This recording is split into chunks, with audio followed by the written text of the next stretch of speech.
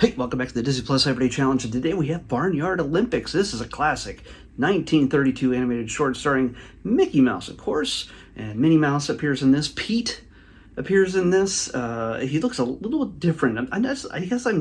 He's always been a big, kind of rotund kind of character. In this, he looks more muscular, and of course, he's a cat. I don't know why I never realized that he's a cat, because if he's a photo of Mickey, who's a mouse, I guess he'd be a cat. I just never, because they're so unclear in the past when it came to Goofy, I just never really paid attention to Pete, because he didn't seem to have a whole lot of cat-like qualities other than the ears and maybe the whiskers and just, I don't know. I just never paid attention, I guess. Clarabelle's in this too. She's hanging out in the stands with Minnie as they watch Mickey perform in the Barnyard Olympics. There's a big race that he takes part in, and we get to see some. It's 1932. It's all in black and white. It's really cleaned up. I imagine some of the earlier prints of this on film were pretty well aged, so it looks fantastic.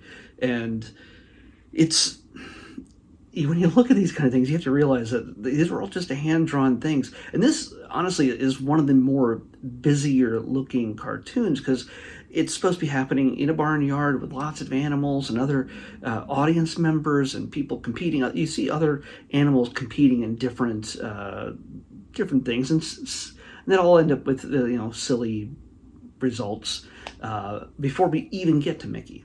And I'm not going to spoil the whole thing for you. It's only 7 minutes long. Like I said, it's 1932. But so we get a lot of known types of Olympic competitions, but in a barnyard twist. And you see just all this gravity-defying just silliness. And you have to understand, back then, cartoons were magic. They still are in many ways, but imagine you don't have a television at home. You're not going to just go home and, I'm just going to sit down and watch Teenage Mutant Ninja Turtles again. No, it's literally something that you paid your nickel or quarter, depending on what it was, I guess, at the time.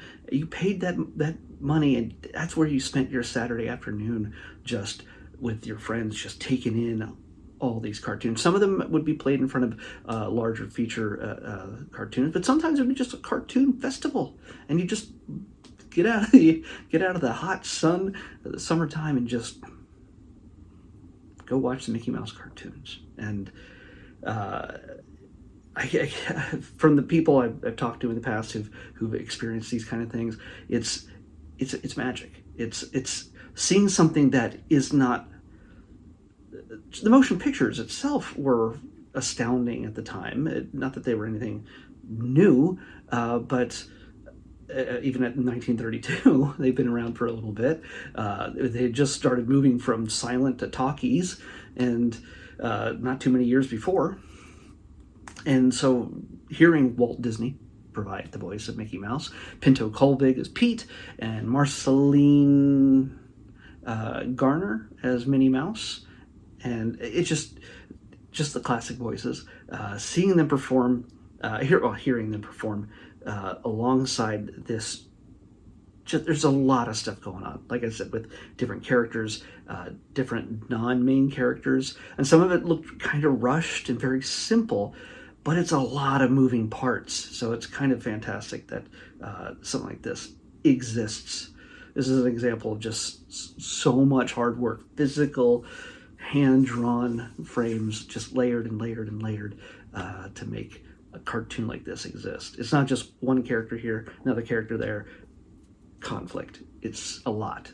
So definitely check this out. And I'm going to say, as I do with every time that one of these episodes, one of these shorts show up, we don't have too many shorts remaining. Just about 20 or so, a little more than 20. I know less than 30. Go back and watch all the classics. We wouldn't have the Disney parks, the Disney swag and sweatshirts and pins and Disney Plus. We wouldn't have any of those things if we did not have these classic stories featuring the characters we know and love: Mickey, Minnie, Pluto, Goofy, Donald, Clarabelle, Pete, everybody else. So definitely check them out. Pick a rainy day sometime this spring and just sit down and take them all in and understand the DNA that went into every cartoon you see today. Yeah, other people are making cartoons, but Disney, had something special going on there. Even back in 1932. Let's pick tomorrow's episode. 149. What shall it be? 149. Oh, okay. It's a movie, I believe. Well, it says it's a movie by the coloring. I categorize things by color. I don't know what this is. We'll find out, though, when we watch Stealing Chanel. Stealing Chanel. All right.